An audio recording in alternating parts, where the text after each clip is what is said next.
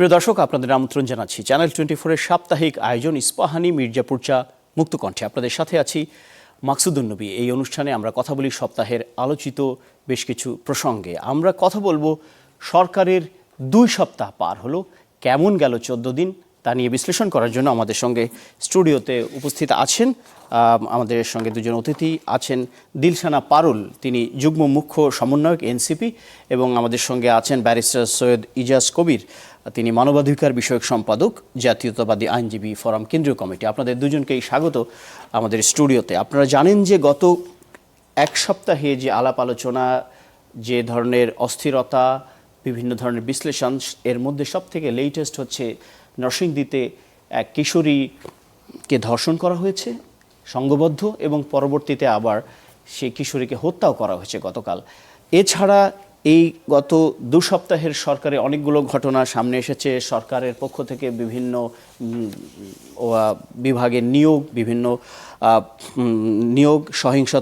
কিছু সহিংসতা, মব, জুলাই সনদ বাস্তবায়নের অঙ্গীকার, আওয়ামী লীগ নেতাদের জামিন এবং আওয়ামী লীগের ফিরে আসার পথ কি খুলে দেওয়া হচ্ছে নাকি হচ্ছে না, এই সমস্ত আলোচনা। আমরা শুরু করার আগে নরসিংদী থেকে একটু আপডেট নিতে চাই। সেখানে আমরা জানি যে মূল হোতাসহ এখন পর্যন্ত 7 জনকে গ্রেপ্তার করা হয়েছে। আমাদের নরসিংদী প্রতিনিধি সঞ্জিত সাহা, আপনি খুব সংক্ষেপে যদি জানান যে এখন পর্যন্ত এই কিশোরী ধর্ষণ এবং হত্যার সবশেষ আপডেট কি? মাকসুদ, আপনি জানেন নরসিংদীতে যে চাঞ্চল্যকর ঘটনাটি ঘটেছে, এই ঘটনায় কিন্তু মূল অভিযুক্ত অর্থাৎ নূর মোহাম্মদ নুরা সহ কিন্তু 7 জন গ্রেপ্তার করা হয়েছে। এর মধ্যে কিন্তু বিএনপির একজন সহসভাপতি রয়েছে, যিনি মহিষাসুরা ইউনিয়ন বিএনপি সহসভাপতি। একই সাথে কিন্তু জামায়াতের ইসলামের একজন সক্রিয় কর্মীকে গ্রেফতার করেছে। জামাত ইসলামের সক্রিয় যে কর্মী, সে নিজেই দাবি করেছে সে জামাতের কর্মী। এই বিষয়টি আমাকে নিশ্চিত করেছে মাধবদী থানার ওসি। তো মূল যে বিষয়টা মূলত হচ্ছে যে মাধবদীতে যে ঘটনাটি ঘটেছে, তারা হচ্ছে একটি দরিদ্র পরিবার। তারা এখানে আসলে ভাড়া বাসায় আসলে থেকে এখানে মিল কারখানাতে কাজ করতো। তো মূল যে সমস্যাটা দেখা দিয়েছে, যে নিহতর যে আমেনা মেয়েটি রয়েছে, তার মা গত 6 মাস পূর্বে এখানে আবার নতুন করে আবার বিবাহ বন্ধনে আবদ্ধ হয়। এখন বিবাহর পর তার মা বাবা যখন থাকে ঘরে, যেহেতু তারা দরিদ্র ফ্যামিলি, একটা রুমেই থাকে, সেই ক্ষেত্রে আসলে বাবা মা থাকার পর মেয়েটির আর থাকার কোনো জায়গা থাকে না। সেই ক্ষেত্রে মেয়েটি গত বেশ কয়েক মাস যাবতই কিন্তু 10টার পরে থেকে সে বাইরে বাইরে থাকতো। তো সেই সুবাদে যেহেতু শ্রমিক অধ্যুষিত এলাকা, সেখানে শ্রমিকদের সাথে তার পরিচয় হওয়ার কথা হয়, তেমনি কিন্তু নোরার সাথেও তার পরিচয় হয়। তো এরই জের ধরে কিন্তু নোরার সাথে তার একটা সখ্যতা গড়ে ওঠে, কিন্তু সর্বশেষ গত 15 দিন আগে মেয়েটিকে ধর্ষণ করে। ধর্ষণের ঘটনায় নির্যাতিতার পরিবার কিন্তু পুলিশের কাছে যায়নি, তারা গিয়েছে স্থানীয় যে সাবেক ইউপি সদস্য এবং বিএনপির যিনি ইউনিয়ন বিএনপি সহসভাপতি, তার কাছে। আসলে সেও বিচারটা সঠিকভাবে করতে পারেনি এবং এমনকি পুলিশের কাছেও পাঠায়নি। তো এরপরও পরিবারটি যে বিষয়টি অভিযোগ করেছে যে যার কাছে বিচার চাইতে গিয়েছেন, তিনি নাকি বলেছেন যে তাদেরকে এলাকা ছেড়ে চলে যাওয়ার জন্য। তো এর মধ্যেই কিন্তু যেহেতু ধর্ষণের একটা ঘটনা ঘটেছে, বিচারও চেয়েছে। এই ঘটনা আসলে যারা ধর্ষক রয়েছে, তারা আসলে ভয় পেয়ে গেছে যে তাদের বিরুদ্ধে মামলা মোকদ্দমা হবে। তারা আসলে এখান থেকে বাঁচতে চেয়ে কিন্তু মেয়েটিকে আবার পুনরায় তুলে নিয়ে গেছে বাবার কাছ থেকে। অর্থাৎ মেয়েটিকে যখন পরিস্থিতিটা ঘোলাটে হয়ে যায়, তখন মেয়ের বাবা আর মা দুইজন কিন্তু মেয়েটিকে তার খালার বাড়িতে রাখতে যাচ্ছিল। তো ওই মুহূর্তেই আসলে তাকে তুলে নিয়ে যায় এবং পুনরায় সংঘবদ্ধ দর্শন করে হত্যা করে লাশ ফেলে দেয়। জি, সঞ্জিত, আপনার কাছে যেটি জানতে চাই, খুব সংক্ষেপে বলবেন দুটি বিষয়। প্রথমত, যারা এই অপরাধটি সংগঠিত করেছে, আপনি বলছেন যে গ্রেপ্তারকৃতদের মধ্যে একজন বিএনপির, একজন জামায়াতের। এইখানে কি অন্যান্য ঘটনার মতো পাল্টা দোষারোপের খেলা চলছে, নাকি অথেন্টিক তথ্য পাওয়া যাচ্ছে? না, এখানে পাল্টা দোষারোপের না। আমরা ইউনিয়ন বিএনপির যিনি সহসভাপতি, সেটার একটা বিএনপির পেডে কিন্তু আমরা একদম আমরা সেই কমিটির কাগজটা পেয়েছি। তবে জামায়াতের যেই কর্মী, তার কোনো ডকুমেন্ট আমরা এখন পর্যন্ত হাতে পাইনি। তবে এইবার নরসিংদী সদর আসনে যিনি জামায়াত ইসলামের প্রার্থী ইব্রাহিম বিয়া, তার পক্ষে কিন্তু সেই এবাদুল্লাহ যে ছেলেটি জামায়াত কর্মী দাবি করা হচ্ছে, সে তার পক্ষে নির্বাচনী প্রচারণায় অংশ নিয়েছে অংশ এবং নিয়েছে। স্থানীয় জামাতের সে পক্ষ থেকে এই ব্যাপারে কোনো স্টেটমেন্ট পাওয়া গেছে যার ব্যাপারে অভিযোগ এসছে? জামাত কি এটি স্বীকার করছে?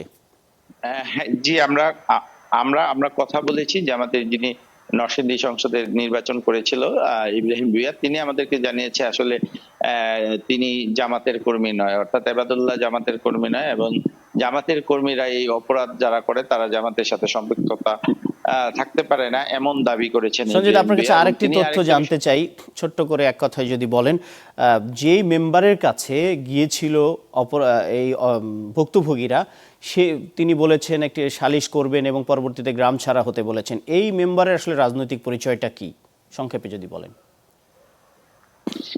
আসলে এই মেম্বার অর্থাৎ আলী আহমদ যে মেম্বার, সে এক সময় বিগত সময়গুলিতে আওয়ামী লীগের যে রাজনীতি তার সাথে সে সম্পৃক্ত ছিল এবং সালাম আওয়ামী লীগ নেতাদের সাথে মিলেই সে এখানে রাজনীতিটা করতো। কিন্তু 5 তারিখের পর সে আবার বিএনপিতে পুনরায় ঢুকে এবং বিএনপি সহসভাপতির যে পদটি সেটি কিন্তু সে বাগিয়ে জি, নেয়। তো বর্তমানে আমরা বিএনপির যে ইয়েটা পেয়েছি আর কি, পদটা ধন্যবাদ। আমরা পেয়েছি। ধন্যবাদ সঞ্জিত আপনাকে বিস্তারিত জানাবার জন্য।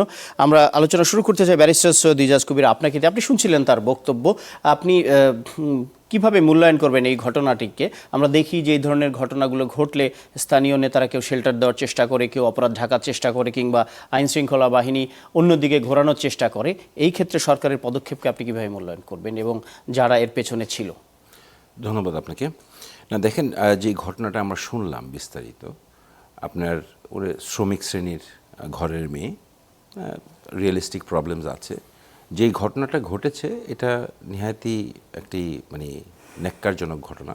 এটা সবাই শুধু প্রতিবাদ, তীব্র নিন্দা করলেই হবে না, এটা সুষ্ঠু বিচার হতে হবে এবং সবাই আমরা তাই চাই। দাবি করারও জিনিস না, এটা হতেই হবে। কিন্তু কথাটা হলো যেটা যে রাজনৈতিক পরিচয়ে যেই কথাগুলি আসছে আর কি, যে আমার কাছে মনে হয় যে এই কথাটা আসাই আসলে উচিত না। যে যে অপরাধ করেছে সে অপরাধী, সে কোন দলের না, কোন দলের হলে সে অপরাধী হতে পারবে না আর কোন দলের হলে সে অপরাধী হতে পারবে, এই ডিসকাশনটাই আমাদের যাওয়ার আমি কোনো লজিকই দেখি না। একটা অপরাধ হয়েছে এবং পুলিশ 7 জনকে অ্যারেস্ট করেছে, তারা যে দলেরই হোক, যে মতদর্শেরই হোক, অপরাধী, সেই অপরাধের সুস্থ তদন্ত হতে হবে এবং সেই বিচারটুকু হতে হবে। তবে একটা রাজনৈতিক অ্যাঙ্গেলে একটা জিনিস হয়তো বা আলোচনা করা যেতে পারে, সেটা হচ্ছে যেটা বললেন আর কি আপনাদের রিপোর্টার, যে জামায়াতের কর্মী একজন ধরা পড়েছে, যিনি ইলেকশন করেছেন তার হয়ে উনি ক্যাম্পেইনে কাজ করেছিলেন এবং উনি এখন অস্বীকার করছেন যে সে জামায়াতের কর্মী না। অন্যদিকে আরেকজনকে দেখা যাচ্ছে যে উনি বর্তমানে বিএনপির একটি পদ নিয়ে বসে আছেন, 5ই আগস্টের আগে আওয়ামী লীগে ছিলেন। তো ইত্যাদি জিনিসপত্রগুলির একটা পলিটিক্যাল অ্যাঙ্গেল যদি আপনি দেখেন, তাহলে আমি আগেও বলেছি, আমি আবার বলতে চাই, সেটা হচ্ছে যে বিএনপি সরকারে আছে এবং এই সরকারকে প্রথমে তো ইলেকশন যেন না হয় বা বানচাল করা একটা ষড়যন্ত্র ছিল, এটা আমি আগেও বলেছি। এবং এখন দেখা যাচ্ছে যে অনেক জায়গাতেই একটা সামাজিক অসহিষ্ণুতা এবং আপনার অন্তর্কন্দল এবং একটা ঝামেলা পরিবেশ সৃষ্টি করার অনেক জায়গাতেই দেখা যাচ্ছে। তো সেই জায়গাগুলিতে আমি মনে করি যে সরকারের আরও কঠোর হওয়া উচিত এবং পুলিশের আরও মানে শক্ত ভূমিকা রাখা উচিত। জি, এই শেষ কথাটি ধরেই যদি দিলশানা পারুল আপনার কাছে আসি, আমাদের রিপোর্টারদের তথ্য অনুযায়ী যে ঘটনা ঘটার পরে 15 দিন ব্যাপী যখন প্রথমে ধর্ষণ হয়, 15 দিন ধরে এটার কোনো ব্যবস্থা নেওয়া হয়নি। পুলিশকে জিজ্ঞেস করা হয়েছিল কেন কোনো ব্যবস্থা হলো না। পুলিশ বলেছে আমাদের কাছে কেউ মামলা নিয়ে আসে নাই, কিন্তু এইটা স্থানীয় একজন ইউপি সদস্য তিনি একা একা ডিল করেছেন। তো এই বিষয়টাকে আপনি কিভাবে দেখেন এবং একই সাথে যেই ইউপি মেম্বারে যে আওয়ামী লীগ থেকে এসে পরবর্তীতে বিএনপিতে যোগ দেওয়া এই ঘটনাগুলো ঘটছে, এই ধরনের ঘটনাগুলো কি ধরনের প্রভাব ফেলছে? প্রথম বিষয় হচ্ছে ভাইয়ের সাথে একদম স্ট্রংলি দ্বিমত পোষণ করে একটা বিষয়। উনি বললেন যে ক্রিমিনাল বা যিনি অপরাধী তার আসলে কোনো রাজনৈতিক পরিচয় নাই। বিষয় হচ্ছে অপরাধীকে অপরাধী হিসেবে দেখতে হবে। কিন্তু দুর্ভাগ্যজনক বিষয় হচ্ছে শুধু ধর্ষণ না, বাংলাদেশে ধর্ষণ এবং অপরাধের সাথে রাজনৈতিক ক্ষমতায়নের সরাসরি সম্পর্ক আছে। বিশেষ করে ধর্ষণের সাথে রাজনৈতিক ক্ষমতায়নের সরাসরি সম্পর্ক আছে। আপনার ধর্ষণ যত বেশি না সামাজিক ব্যাধি কিংবা সামাজিক সমস্যার কারণে হয়ে থাকে, তার চেয়ে অনেক বেশি বাংলাদেশের পার্সপেক্টিভে ধর্ষণের ঘটনা ঘটে যিনি ধর্ষণটি ঘটান সেই অপরাধী রাজনৈতিক ক্ষমতায়নের মধ্যে দিয়ে। এটাই সামাজিক বাস্তবতা আমরা দেখেছি। কারণ ধর্ষণ করার জন্য তার যে সাইকোলজিক্যাল আপলিফমেন্ট লাগে, তার একটা ক্ষমতা, আমি ক্ষমতাবান, এই বোধটা খুব জরুরি হয়। আমার 8-10টা মানুষের চেয়ে আমি এই মুহূর্তে অনেক বেশি ক্ষমতাবান, যেটা বাংলাদেশের আঞ্চলিক রাজনীতিতে যেইভাবে হচ্ছে গিয়ে ব্যক্তির মধ্যে ইনপুট করা হয়, ওটা আর কিছু দিয়ে করা হয় না। এবং ধর্ষণের ক্ষেত্রে আমরা অসংখ্যবার দেখেছি, সর্বক্ষেত্রেই দেখেছি যে যিনি ধর্ষণ করেন, বিশেষ করে এই ধরনের গ্যাং রেপের ক্ষেত্রে এবং বিশেষ করে নির্বাচনের পরবর্তীতে যে ধর্ষণগুলো ঘটে থাকে, সেগুলো সবসময় আমরা দেখেছি যে সাধারণত নির্বাচনের পরবর্তীতে জয়ী হয় যারা, সেই পক্ষের তরফ থেকেই হয়। কারণ এখানে একদম সুস্পষ্টভাবে আবারও এক লাইনে ন্যারো ডাউন করি, ধর্ষণের সাথে সরাসরি ক্ষমতায়নের সম্পর্ক আছে। ক্ষমতায়নের সম্পর্ক আছে, কিন্তু মাত্র আমি 2 শেষ করি। সপ্তাহে ক্ষমতাসীনদের ছত্রছায়ায় এই ধর্ষণ হয়েছে এমনটা কি সিদ্ধান্ত নেওয়া বা আপনি যায়? নিজেই তো বলছেন সহসভাপতি বিএনপির, আপনি কেন অস্বীকার করবেন? আপনারা বললেন একটা কথা, আপনারা বললেন যে জামাতের স্টেটমেন্ট পাওয়া গেছে যে সে তাদের তাদের কর্মী না, জামাতে ইসলামের, অস্বীকার করেছে অথবা স্বীকার করেছে। কিন্তু বিএনপির স্টেটমেন্ট কি দিয়েছে? বিএনপিকে স্টেটমেন্ট দিয়েছে। আপনারা বললেন যে জামাতে ইসলামী স্টেটমেন্ট দিতে রাজি হয়নি, এরকমই বললেন তারা। কিন্তু একজন বিএনপি সহসভাপতি, সে আওয়ামী লীগের ছিল কি ছিল না, সে কি বিএনপির কনসেন্ট ছাড়া, যিনি আওয়ামী লীগ করতেন তিনি কি বিএনপির কনসেন্ট ছাড়া বিএনপির সহসভাপতি হয়েছে? বিএনপি সহসভাপতি হওয়ার জন্য কারো স্বাক্ষর করতে হয়নি? তারপর ইউনিয়ন মেম্বার সে হয়েছে, সেটার জন্য কেউ স্বাক্ষর করেনি? তাহলে আপনারা পদ পদবি দিবেন, সহসভাপতি বলবেন, অথচ বিএনপির এইরকম একজন দায়িত্বশীল ব্যক্তিকে ক্ষমতায়ন করার পর সে যখন ধর্ষণের মতো ঘটনা ঘটাবে, তার দায়িত্ব আপনারা নিতে চাবেন না? এটা তো হয় না, এটা তো একদম দায়িত্বহীন একটা আচরণ। রাজনৈতিক দায়িত্ব যে আছে, রাজনৈতিক দলের উপর বর্তায়, সম্পূর্ণভাবে সেটার অস্বীকার করা। তার মানে কি, এটা খুবই ইম্পর্টেন্ট, এই যে শব্দটা বললেন যে তিনি বিএনপির সহসভাপতি, আঞ্চলিক বিএনপির সহসভাপতি, এই শব্দটাই হচ্ছে গিয়ে ধর্ষণের মতো ক্রাইমগুলো ঘটায়, ক্ষমতায়নটা ঘটায়, সেই কথাটাই বলছিলাম। এবং আপনারাও দেখেন, এই ভদ্রলোক আপনাদের রিপোর্টার যেভাবে ন্যারেট ডাউন করলেন বা আপনারা যেভাবে ন্যারেট ডাউন করছেন, এটাও আসলে সঠিক প্রক্রিয়া হয় না। যেমন যিনি ভিকটিম, তিনি বাচ্চা, 15 বছরের বাচ্চা মেয়েটা একদম গ্যাং রেপ হওয়ার পর তাকে মার্ডার করা হয়েছে। This is more than enough. এটাকে প্রতিষ্ঠিত করার জন্য যে গরিব ঘরের এবং তার যে অসহায়ত্ব, সেটাকে আমাদের আর্টিকুলেট করতে হলো যে কি কি কারণে আসলে তাকে ধর্ষণ করা হলো। সেই কারণে সে গরিব, তার থাকার জায়গা ছিল না, সেই কারণে কি আসলে জাস্টিফাই হয় তার ধর্ষণটা? না, তার ধর্ষণটা হয়েছে একদমই ক্ষমতাবান কতগুলো পুরুষ তাদের সুযোগ সুবিধা মতো এই মেয়েটাকে পেয়ে গেছে। তাইলে ক্ষমতাটাকে আইডেন্টিফাই করা সবচেয়ে জরুরি। আমরা দেখেছি বাংলাদেশের পুরুষদেরই যদি রাজনৈতিক ক্ষমতায়ন অথবা সামাজিক ক্ষমতায়ন না ঘটে, ধর্ষণের মতো ঘটনা ঘটানোর মতো অর্ডার দেখায় না। আমরা দেখেছি যে ডক্টর ইউনূস নেতৃত্বাধীন অন্তর্বর্তী সরকারের তারা দায়িত্ব নেওয়ার পরেও কিন্তু বেশ আলোচিত একটি ধর্ষণ কাণ্ড ছিল, সেটি নিয়ে দেশব্যাপী আন্দোলন হয়েছে। সেক্ষেত্রে অন্তর্বর্তী সরকার কোনো রাজনৈতিক সরকার নয়, তখনও কিন্তু ধর্ষণ কাণ্ড হয়েছে। যারা কাণ্ডটি ঘটিয়েছে তাদের কিন্তু অন্তর্বর্তী সরকারের ছত্রছায়ায় করতে হয়নি, ইন্ডিভিজুয়াল ক্রাইমও ঘটছে। বাট আপনি যেটি বলেছেন, এটির সূত্র ধরে যদি ইজাজ কবিরের কাছে আসি, সহসভাপতি শব্দটা নিয়ে নিঃসন্দেহে 2 সপ্তাহের সরকার, হয়তো মাত্র 2 সপ্তাহে একটা সরকারকে মূল্যায়ন করার মতো যথেষ্ট সময় নয়। বিগত অন্তর্বর্তী সরকারের যে রেখে যাওয়া আইন শৃঙ্খলা পরিস্থিতি, এই 2 সপ্তাহে সরকার যেভাবে এটি ডিল করছে, তারেক রহমান নেতৃত্বাধীন বিএনপি সরকার, সেটিতে আপনি কতটুকু সন্তুষ্ট একজন বিএনপির কর্মী কিংবা সমর্থক হিসেবে? দেখেন, আমি আপনার প্রশ্নের উত্তরে যাবার আগে আমি সহ-আলোচক যে কথাটা বললেন সেটার একটু উত্তর দেই আমি। সেটা হচ্ছে যে ক্ষমতার সাথে ধর্ষণের সংযোগ যেটা করলেন উনি, ক্ষমতার সাথে তার অনেক কিছুরই সংযোগ করা যায়, কিন্তু ক্ষমতায় আসলেই একজন ধর্ষক হয়ে যাবে তাহলে তো বাংলাদেশে বোধহয় দর্শকের অভাব হবে না, আল্লাহ মাফ করুন। তো সেই ক্ষেত্রে হ্যাঁ, সহসভাপতি বিএনপি স্টেটমেন্ট বোধহয় এখনো দেয়নি বা দিয়েছে কিনা আমার জানতে হবে, কিন্তু কোনো একটা প্যাডে পাওয়া গেছে, কিন্তু কথা হলো না প্যাডে পাওয়া যাক না পাওয়া, আমি তো শুরুতেই বলেছি যে no matter whoever he is, এই ব্লেম গেম বা এইটা করার কোনো দরকার নেই। অপরাধী হচ্ছে অপরাধী। তো এখন যেটা বলতে চাচ্ছি যে সেটা হচ্ছে যে পুলিশ তো তাকে অ্যারেস্ট করেছে, এমন তো না যে যদি আদৌ বিএনপির হয়ে থাকে বা আওয়ামী লীগ থেকে বিএনপির, বা ধরে নিলাম সে বিএনপির, তো পুলিশ তো তাকে ধরেছে, পুলিশ তো তাকে ছেড়ে দেয়নি। যখন মামলা হয়েছে পুলিশ তাকে ধরেছে, 7 জনকে অ্যারেস্ট করেছে, এর মধ্যে কথিত জামায়াতের কর্মীও আছে। But political identity is not at all a factor.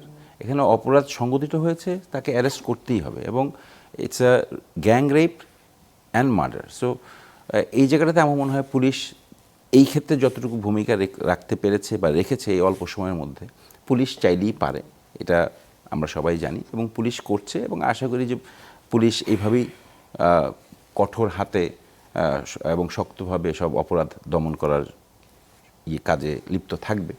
এবং এখানে রাজনৈতিকভাবে কোনো কিছুই আমি মনে করি না জড়ানোর। একটা বিষয় একটু আপনার কাছে জিজ্ঞেস করতে চাই, আপনি জানেন যে এখন বিভিন্ন প্রশাসনের রদবদল হচ্ছে, বিভিন্ন জায়গায় আইজিপিও বদলে গেছে, গভর্নরও বদলে গেছে, মাঠ পর্যায়ে তো একটা রিসাফল হবে। তো সেক্ষেত্রে এই পুলিশ প্রশাসন, আগে এটি আওয়ামী লীগের সরকারের আমলে রেখে যাওয়া পুলিশ প্রশাসন কিছু পরিবর্তন এনেছে অন্তর্বর্তী সরকার, সে বিএনপির এই অল্প সময়ের ভেতরে এই একটা এলোমেলো আইনশৃঙ্খলা বাহিনী আসলে বিএনপির জন্য কতটা এই মুহূর্তে মানে সহায়ক পরিস্থিতি তৈরি করবে কি মনে হয়? দেখেন, বাস্তবতা হলো যে আপনি এই 2 সপ্তাহের সরকার, বাট বাস্তবতা যেটা বলি আর কি, যে আপনি যখন একটা ড্রাইভিং লাইসেন্স নিলেন, আপনি প্রথম দিন গাড়ি চালান আর 10 বছরের জন্য গাড়ি চালান, আপনার ওই কতদিনের এক্সপিরিয়েন্স সেটা দেখে আপনি অ্যাক্সিডেন্ট করলে কিন্তু আপনার সাজা হবে না। 2 সপ্তাহের সরকার, হ্যাঁ বলতে পারি যে এখনও গোছানোর অনেক সময় আছে, বাট যদি ধর্ষণের কথাটা ধরি, যে সরকারকে দায় নিতেই হবে, এবং সরকার সেই অবস্থা থেকে আমার মনে হয় পুলিশের দ্বারা, স্বরাষ্ট্র মন্ত্রণালয়ের দ্বারা যে ভূমিকাটা রেখেছে সেটা আমার মনে হয় যথেষ্ট এই এখন পর্যন্ত, এবং সামনে বিচারালয়ের দিকে গেলে আমরা দেখব যে সেই পরিমাণে যথেষ্ট থাকে কিনা। এবং 2 সপ্তাহে সরকারে আমরা দেখছি যে দ্রব্যমূল্যর বৃদ্ধি পেয়েছে, রমজানে হয়েছে, সেটার লাগাম ধরার চেষ্টা করা হয়েছে, কিছুটা সফলতাও আসছে, বিভিন্ন ধরনের রিশাফলিং হচ্ছে, ডিফেন্সেও হচ্ছে, পুলিশেও হচ্ছে, আবার আপনার অর্থনৈতিক একটা মন্দা আছে, ভঙ্গুর অবস্থায় আছে, এগুলার দিক দেখতে হবে, সেখান থেকে এটিকে রিভাইভ করতে হবে। It is a very big challenge. হ্যাঁ, সো এই চ্যালেঞ্জ থেকে উঠতে গেলে সবারই সহায়তা প্রয়োজন হবে। আসবো সেই জায়গা থেকে আমি মনে করি যে এখনই এত কঠোর সমালোচনা করলে একটু অন্যায় হয়ে যায় আর কি। নিঃসন্দেহে আমরা এইটি নিয়ে আরও কথা বলবো। ছোট একটা বিরতি নেওয়ার সময় হলো। আপনারা দেখছেন দর্শক ইস্পাহানি মির্জাপুর চা মুক্তকণ্ঠ। ছোট একটা বিরতি নিয়ে ফিরছি, সাথেই থাকুন।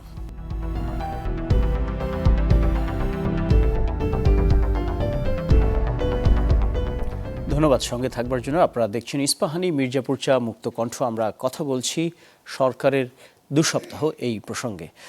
দিলশানা পারুল, আপনি গত কিছুদিনের ঘটনাগুলো হয়তো দেখবেন, এর মধ্যে একটা আলোচিত হচ্ছে যে আওয়ামী লীগ নেতাদের কেউ কেউ জামিন পেয়ে যাচ্ছেন।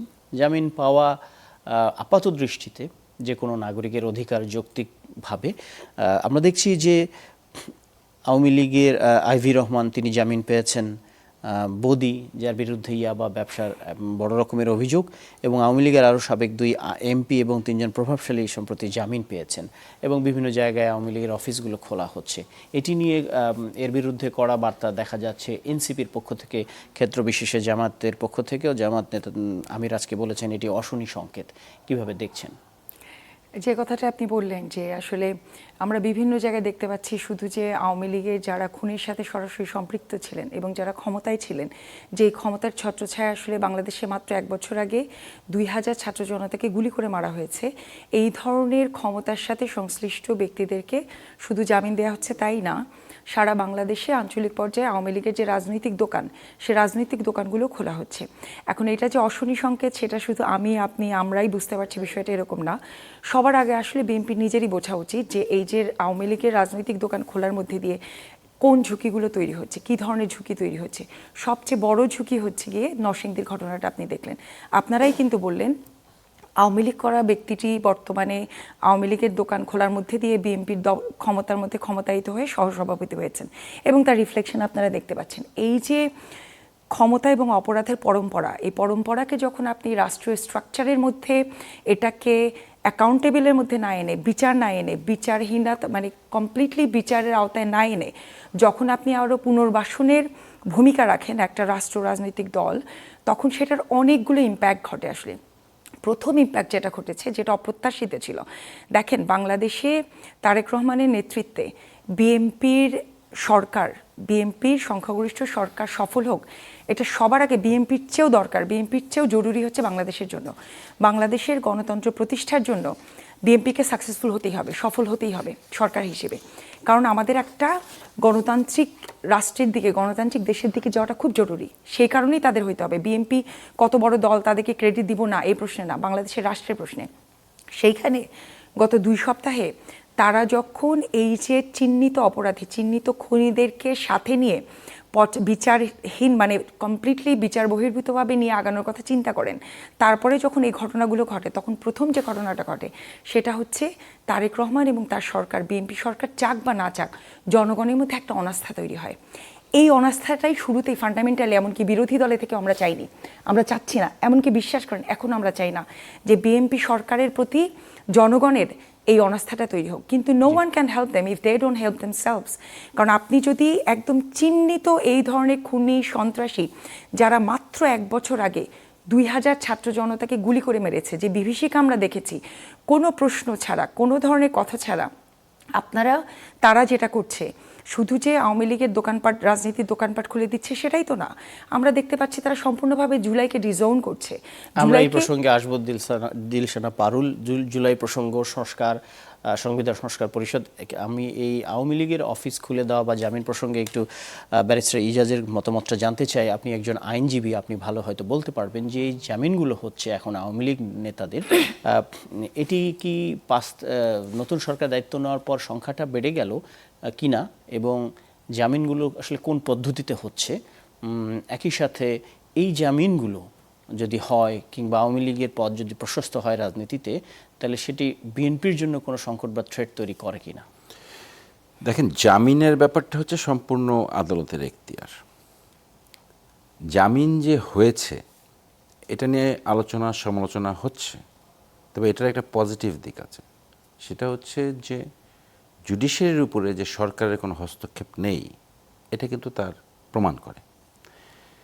আরেকটি কথা হলো যে এই জামিনগুলি যে দেওয়া হয়েছে, এগুলা আইনি প্রক্রিয়া দেওয়া হয়েছে, এটা ঠিকভাবে দেওয়া হয়েছে কিনা বা এখানে কোনো নেপোটিজম আছে কিনা সেটা সরকার দেখবে। যদি প্রয়োজন হয় এই জামিনের বিরুদ্ধে সরকার উচ্চতর আদালতে যেতে পারে, সেটা যাচাই বাছাই করে দেখবে, যদি প্রয়োজন মনে হয় যাবে। বাট এর মানে এই না যে কাউকে জোর জবরদস্তি করে আটকিয়ে রাখা হবে। এই জিনিসটা আমরা দেখেছি অতীতে, দীর্ঘ 17 বছরে আমরা দেখেছি।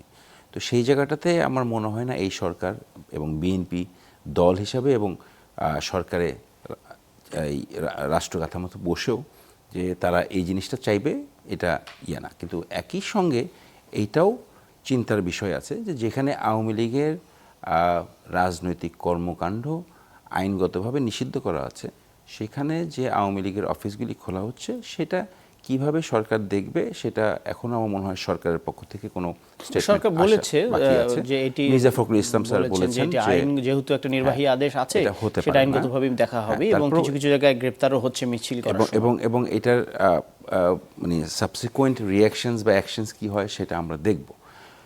একই সাথে আমি যদি আরেকটু বলি যে সেটা হচ্ছে যে দেখেন, 17 বছরের যেই জঞ্জাল,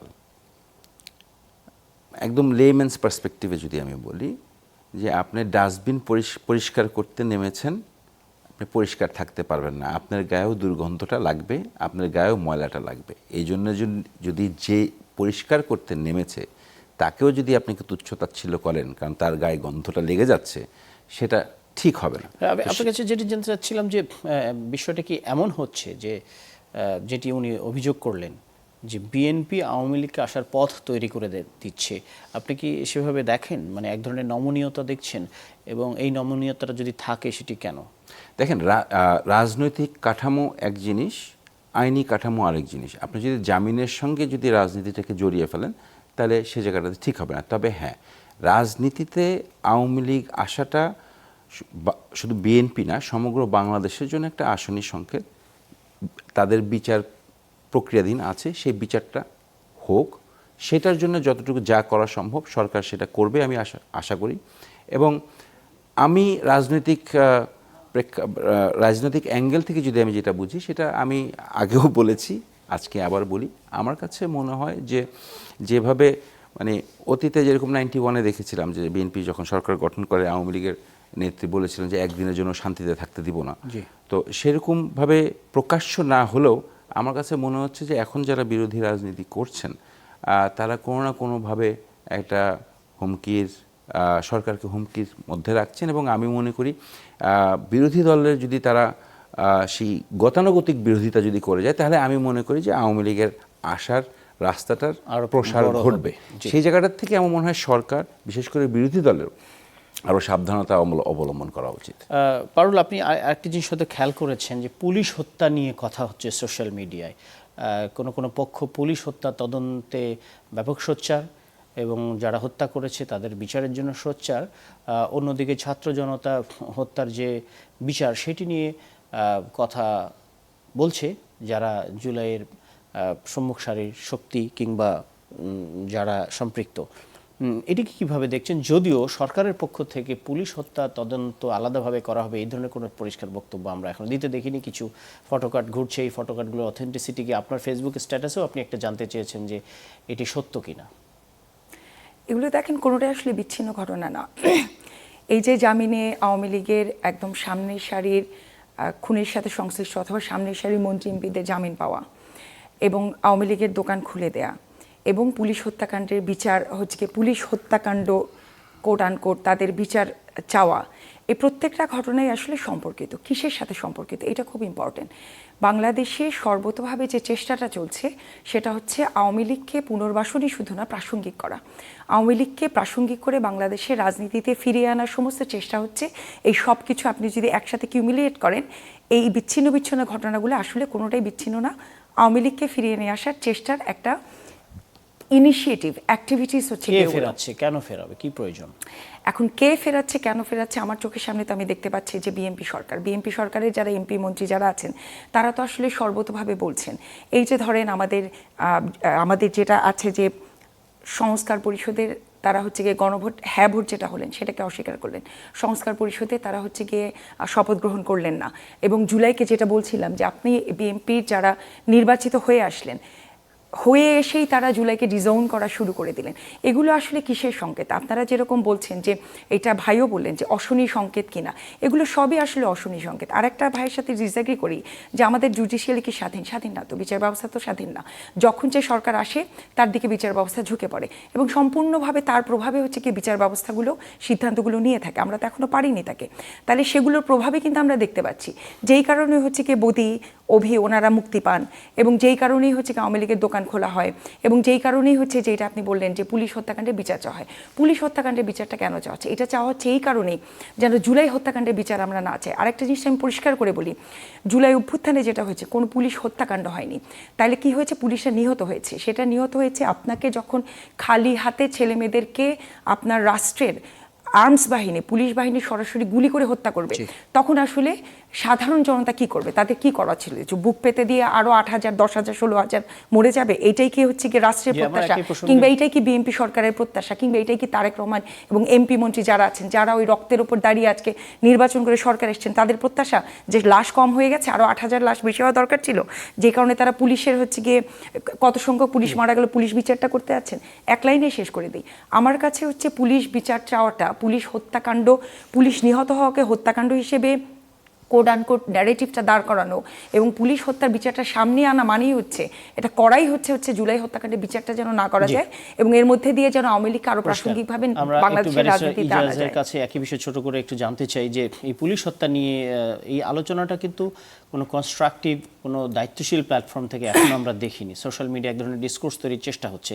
আপনি যদি এই বিষয়ে বলতে চান যে আসলে পুলিশ হত্যার বিচার আলাদা করে এটি নিয়ে কতটা ভাববার সুযোগ আছে? দেখেন, রাজনীতি এবং আইন এই দুটা জায়গায় আবেগ চলে না। আর রিফর্ম এটা কোনো বালখিল্য ব্যাপার না, এখানে অনেক কিছু জড়িত। আপনার পুলিশ হত্যা, জুলাই আপরাইজিং 17 বছরের আন্দোলন,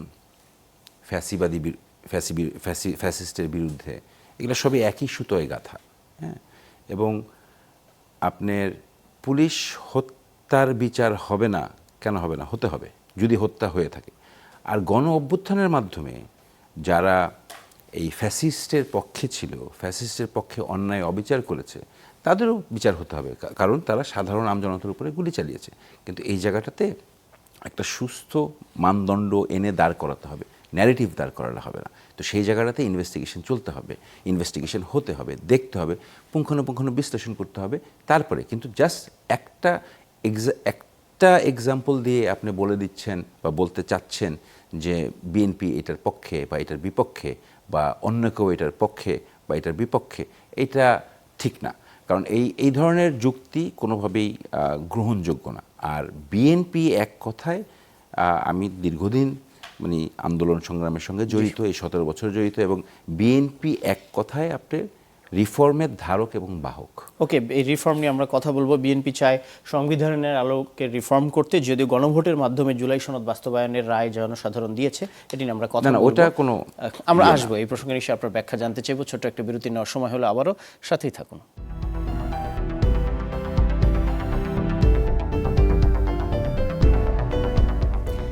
ইস্পাহানি মির্জাপুর চা মুক্ত কণ্ঠে স্বাগত আরেকবার। আমরা আজ কথা বলছি সরকারের 2 সপ্তাহ এই প্রসঙ্গে। ব্যারিস্টার ইজাজ কবির, আপনার কাছে আসতে চাই। আপনি বিরতির আগে বলছিলেন যে বিএনপি অবশ্যই একটি সংস্কারমুখী দল এবং তারা সংস্কারে বিশ্বাসী। সংস্কারের জন্য গণভোটের মধ্য দিয়ে হ্যাঁ জয়যুক্ত হয়েছে, এবং জুলাই সনদ বাস্তবায়নের মধ্য দিয়ে যে সাংবিধানিক সংস্কার, সেটির পক্ষে একটা রায় এসেছে, এবং সেই মোতাবেক সংবিধান সংস্কার পরিষদের শপথ নেওয়ার কথা ছিল, কিন্তু বিএনপি সেটি নেয়নি, কেননা বিএনপি বলছে এটি সংবিধানে নেই। আমরা সবশেষ সাক্ষাৎকার নিয়েছি অবসরপ্রাপ্ত মেজর হাফিজ উদ্দিন, তিনি পরিষ্কারভাবে আমাদেরকে বলেছেন যে এটি গণভোট একটি ভিত্তিহীন এবং বেআইনি ব্যাপার, এটি সংবিধানে নাই। আমরা রাজি হয়েছি, কারণ না হলে ইউনিট সরকার হয়তো ভোটটা দিত না। তবে বিএনপি অবশ্যই সংস্কার করবে, সংবিধানে যেভাবে আছে সেভাবেই সংবিধান সংস্কার করা হবে সংসদের মাধ্যমে। আপনি কি মনে করেন তাহলে জুলাই সনদের কি হবে? আপনি হাফিজ সাহেবের কথা বলেন, অন্যদিকে শহীদুদ্দিন চৌধুরী আইনি আবার আরেকটা স্টেটমেন্ট দিয়েছে, জি, তাই না? ওখানে বলেছে যে হ্যাঁ ভোট হয়েছে, এটা সংস্কার হবেই। সংস্কারের কথায় যদি আসি, শুরু থেকে যদি আসি, আপনার যেভাবে ঢালাওভাবে বলা হচ্ছে বিএনপি সংস্কারের পক্ষে না, আমি সেই জায়গাটাতে শুধু প্রথমে একটা দিক মানে পয়েন্ট করতে চাই যে ইউনূস সরকারে তো শাপলাকুলির উপরের সারির অনেক নেতারা সরকারে বসেছিলেন। ওনারা সংস্কার কি করেছেন? পুলিশের শুধু ড্রেস চেঞ্জ করেছেন। এবং ইউনূস সরকারের আসার পর ওনারা রাজনৈতিক প্ল্যাটফর্ম পেয়েছেন, নিবন্ধন পেয়েছেন, এর মধ্যেই ওনাদের বড় বড় নেতাদের বিরুদ্ধে অ্যালিগেশনসও আছে। সো নিজের চেহারাটাও আগে আয়নাতে দেখা উচিত। মাত্র জন্ম হয়নি তাতেই অ্যালিগেশনস আপনারা নিজেদের ঘাড়ে নিয়ে নিয়েছেন। বিএনপি তো অনেক পুরানা ম্যাচিওর দল। আর সংস্কারের বেলা যেটা বলি সেটা হচ্ছে যে আপনারা রেফারেন্ডামের কথা বলছেন। 15th অ্যামেন্ডমেন্টে আপনার তো রেফারেন্ডাম ছিল না, কেটের গভর্নমেন্ট ছিল না, এটা ফেরত আসছে। কেটের গভর্নমেন্টের অধীনে ইলেকশন হবে সামনেরটা। আপনি যখন রেফারেন্ডাম চাচ্ছেন, রেফারেন্ডামের কথা বলছেন, রেফারেন্ডামে যে আপনার হ্যাঁ না ভোটটা হলো, কীভাবে হলো? এটা কি ওনারা কেউ এক্সপ্লেন করেন? ওনারা শুধু আছেন হ্যাঁ না, হ্যাঁ জয় বিএনপি এটা করে নাই সেটা করে নাই। ঘটনা সেরকম না। রেফারেন্ডামটা এই 15 অ্যামেন্ডমেন্টে যখন রিভার্সাল হয় আদালতের মাধ্যমে, তখন রেফারেন্ডামটা আবার আসে। এটা এখনও কনস্টিটিউশনে ইনক্লুড হয়নি, এটা ইনক্লুড হতে হবে, নাম্বার 1। নাম্বার 2, আপনারা প্রথমে যারাই সংস্কার জুলাই নিয়ে অনেক আর্গুমেন্ট করেছেন এবং জোর ভিত্তিতে বলেছেন, আপনারাই তো অনেকে সংস্কার সই করেন নাই। অনেকে বলেছেন এটা হলে এটা করবেন, এটা করবেন। যাই হোক, সেটা আরেক ব্যাপার। প্রথমে করেন নাই, পরে করেছেন, কেন করেছেন কে জানে। এখন কথা হচ্ছে যে সংস্কার তো গণভোটটা হয়েছে না, এখন এটা মানে না মানে, এটা তো হয়েছে, জনগণ তো একটা রায় দিয়েছে। আপনি কি মনে করেন বিএনপির মতো একটা দল যদি জনগণের এই রায়টা উপেক্ষা করে, তাহলে কি বিএনপির সামনে রাজনৈতিক পথটা কিরকম হবে? আপনি কি মনে করেন ভালো হবে? সেটা কি রাজনৈতিকভাবে ঠিক হবে? আমি শেষ করিনি। তারপরে সংস্কারের ব্যাপারটা যেটা আসে, আপনি জুলাই সনদের implementation will be through a legal execution. আপনি বললেই হবে না, আপনি বললেন যেটা হবে আলাদিনের চিরাগের মতো, এখন বললেন এখনই হয়ে যাবে, তা না। এটার সময় সাপেক্ষ ব্যাপার। গণভোটের যে রায়টা আসছে এটা কনস্টিটিউশনে ইমপ্লিমেন্ট অ্যামেন্ড করে আনতে হবে, অ্যামেন্ড করার প্রসিজিওর আছে। আপনি নর্মালি যখন কনস্টিটিউশন থাকে না তখন সেখানে প্রেসিডেন্ট অধ্যাদেশ পাশ করে, সো এখানে অধ্যাদেশ পাশ করে না কেন, এখানে শুধু আদেশ দিয়েছে কেন? এক্সিকিউটিভ অর্ডারে আপনি জুলাই সনদ কীভাবে বাস্তবায়ন করবেন? এখন যদি আপনি এক্সিকিউটিভ অর্ডারে জুলাই সনদ বাস্তবায়ন করেন তাহলে যে এই বিরোধী দল এবং এনসিপিরা এবং জুলাই আন্দোলনে যারা আহত এবং নিহত হয়েছে, এটা যদি ভবিষ্যতে একটা আইনি ফাঁকফোকরের মাধ্যমে যদি এটা বাতিল হয়ে যায় তাহলে কি এটা কি ওনাদের জন্য ভালো হবে? তো সেই জায়গাটা যদি আমরা এবং সবাই মিলে একসাথে হয়ে যদি এটা আইনি ভিত্তি নিয়ে যদি এটা সংবিধানে আনার চেষ্টা করি আইনের আওতায় রেখে, তো সেটা কি ভালো হচ্ছে না? তো সেটার জন্য কি একটু অপেক্ষা করা দরকার না? শুধু বললেই হলো যে বিএনপি সংস্কারের পক্ষে নাই, এটা একদমই ঠিক না। জি, বিএনপি সরকার গঠনের পর থেকে কনস্টিটিউশনের প্রতি তাদের শ্রদ্ধা বা এটির প্রতি তাদের কমিটমেন্ট তারা দেখাচ্ছে। কনস্টিটিউশন আপহোল্ড করার কথা শেখ হাসিনাও বলতো, আমরা দেখতাম, কিন্তু কনস্টিটিউশনের মধ্য থেকে অনেকগুলো অন্যায় করার সুযোগ নিজেই তৈরি করে নিয়েছিল নানা রিফরমেশনের মধ্যে দিয়ে শেখ হাসিনা। ডেফিনেটলি বিএনপি একটা সংস্কার করতে চাচ্ছে। আমরা একটু আপনার আমি এটার ব্যাপারে শুধু একটু বলে নিই যে শেখ হাসিনা সংবিধানের নামে সংবিধান পালন করে নাই। সংবিধানে যা যা বলা আছে এগুলা কোনো সময় ফ্যাসিজম ক্রিয়েট করে না, কিন্তু কথা হচ্ছে যে সংবিধান মানার কিছু নর্মস থাকে, সেই নর্মস যদি না মানে, সেটা বাইরে যদি চলে যায়, কনভেনশন যদি না মানে, সেক্ষেত্রে স্বৈরাচার হয়ে দাঁড়াবেই। পারুলের কাছে যদি জানতে চাই, আমরা একেবারে শেষের দিকে, উনি যেটি বলছিলেন যে গণভোটের রায়কে বিএনপি বেমালুম উপেক্ষা করবে, বিএনপি এমন কোনো মানে নির্বুদ্ধিতার কাজ নিঃসন্দেহে করবে না। আপনি কি মনে করেন বিএনপি সরি, এগুলি আমাদের কাছে অনেক বেশি রেটরিক কথার কথা মনে হয়, কারণ ইন প্র্যাকটিস আমরা দেখছি বিএনপি গণপরিষদের শপথ নেয়নি। একটা রাষ্ট্রীয় অনুষ্ঠান, একটা রাষ্ট্রীয় প্রতিজ্ঞা, যেটা এটা শপথ অনুষ্ঠানটা কি ছিল আসলে? শপথ অনুষ্ঠানটা ছিল জনগণের সামনে প্রতিজ্ঞা করা যে তারা সংস্কার রিফর্মটা করবে। আমরা অনেক বেশি অ্যাক্টে বিশ্বাসী। ভাইয়ের মতো টকশোতে এসে বিএনপি উনি যেরকম করে বলছে করবে, একইভাবে অসংখ্য বিএনপির আপনি ক্লিপ দেখবেন যারা মঞ্চে দাঁড়িয়ে শুধু যে জুলাইকে ডিজোন করছে তাই না, জুলাই নেতাদেরকে তুচ্ছতাচ্ছিল্য করে কথা বলছে, সামনে সারির হিরো যারা ছিলেন তাদের তুচ্ছতাচ্ছিল্য কথা বলছে, অবলীলায় তারা বলছে হাদিকে তৈরি করা হয়েছে। এই ধরনের অনেক ধরনের রেটরিক, অনেক ধরনের ন্যারেটিভ আমরা তৈরি করতে দেখছি। কাজে যদি বিশ্বাস করতে বলেন, ট্রাস্ট করতে বলেন, sorry, we don't trust verbal word trust করার আমাদের আর সুযোগ নাই কেন? জুলাইয়ে যখন 2000 মানুষের উপর হত্যা করা হয়েছে, 2000 মানুষের বুকে গুলি করা হয়েছে এই কনস্টিটিউশনের উপর দাঁড়িয়ে, এই স্টেট করেছে এই কনস্টিটিউশনের উপর দাঁড়িয়ে, তখন মুখের কথা বিশ্বাস করা আমাদের জন্য luxury. What we have seen, আমরা দেখেছি কি যে বিএনপির নেতৃত্বে যে সরকার, বিএনপি সরাসরি গণপরিষদের যে শপথ, সেই শপথ গ্রহণ করেনি। এইটা সরাসরি একটা সিগন্যাল দেয়। সেই সিগন্যালটা কি? সেই সিগন্যালটা ভেরি অ্যালার্মিং, এবং আমরা কশাস, আমরা খুবই সাবধান পুরো বিষয়টা। এখন আপনি বা আপনারা যতই বলেন না কেন, অবশ্যই রিফর্ম হচ্ছে বিএনপির এজেন্ডা, রিফর্ম তারা করবে, এগুলি আমাদের কাছে রেটরিকের বাইরে আর কিছু আসে না। কারণ আমরা দেখছি যে যতবার সংস্কার পরিষদের যখন মিটিংগুলো হয়েছে, যতগুলো রেফারেন্ডাম বা যতগুলো নোট অফ ডিসেন্ট তারা দিয়েছেন, শুধু সেটার মধ্যে দিয়েই না, শুরু থেকেই আমরা দেখছি সংস্কার প্রশ্নে বিএনপি সাংঘাতিক রকম অসহযোগিতা করে এসছে। এখন এটা কেন? বিএনপি নিজের প্রয়োজনে না? আমরা এরকম মনে করি না যে বিএনপি একক দলীয়ভাবে আসলে এই সিদ্ধান্তগুলো নিচ্ছে। বিএনপি দলীয়ভাবে সিদ্ধান্তগুলো নিচ্ছে, কিন্তু ব্যাক এন্ডে আরও কী কী হচ্ছে, দ্যাটস দ্য প্রশ্ন।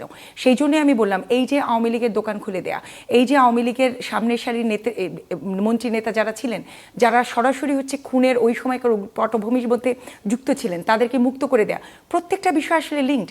জনগণ যেমন হচ্ছে বোকা না, আমাদের তো বোকা থাকার কোনো প্রশ্নই আসে না। আমি বরং বলবো বিএনপিকে আরও অনেক সাবধান হওয়া দরকার। বারবার আমরা বলছি বাংলাদেশের রাষ্ট্রের গণতন্ত্র সফল হওয়ার জন্য আমরা সবাই চাই বিএনপি সরকারটা সফল হোক, তাদেরকে হতেই হবে। আর এই যে ভাই যেরকম বললেন, শুধু ভাই বলা না, বিএনপি এবং আরও যে পত্রপত্রিকা আমরা দেখে আসি বিভিন্ন রকম কনস্পিরেসি থিওরি নিয়ে আসেন। যেমন আমরা যদি কোনো বিষয়ে প্রতিবাদ করি সেটাও কনস্পিরেসির অংশ, আবার কোনো বিষয়ে যদি প্রতিবাদ না করি সেটাও কনস্পিরেসির অংশ। এই যাবতীয় কনস্পিরেসি বাদ দিয়ে যা আমরা চাক্ষুষ দেখতে পাচ্ছি, বিএনপি তার নেতৃত্বে যা যা দায়িত্ব নিচ্ছেন, যে যে অ্যাক্টিভিটিসের দায়িত্ব নিচ্ছেন, সব কিছু বাদ দিয়ে শুধু তার উপরে বেস করে হচ্ছে বিএনপিকে আমরা জাজ করতে চাই, বিএনপি সরকারকে। তাহলে অ্যাক্টিভিটিসগুলো কি? আওয়ামী লীগের দোকান খুলছেন। অ্যাক্টিভিটিসগুলো কি? সংস্কার পরিষদের শপথ তিনি নেননি। অ্যাক্টিভিটিসগুলো কি? এই যে তাদের সহসভাপতি পদ দিয়ে দেওয়া ব্যক্তি হচ্ছে কি ধর্ষণের মতো ঘটনা ঘটাচ্ছেন।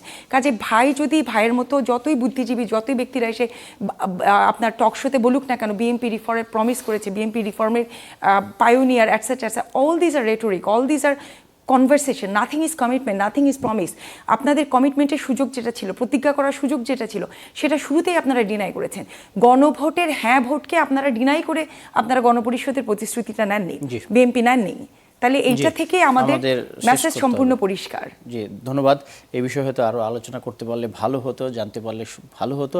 আমরা বিশ্বাস করি একটি জাতীয় ঐক্যের মধ্য দিয়ে আগামীর যে নতুন বাংলাদেশের আকাঙ্ক্ষা, সেই আকাঙ্ক্ষার পথেই আগামীর সরকার তথা প্রশাসন এগিয়ে যাবে। ধন্যবাদ। এতক্ষণ আপনারা দেখছিলেন ইস্পাহানী মির্জাপুর চা, মিরপুর চা মুক্ত কণ্ঠ। ভালো থাকবেন।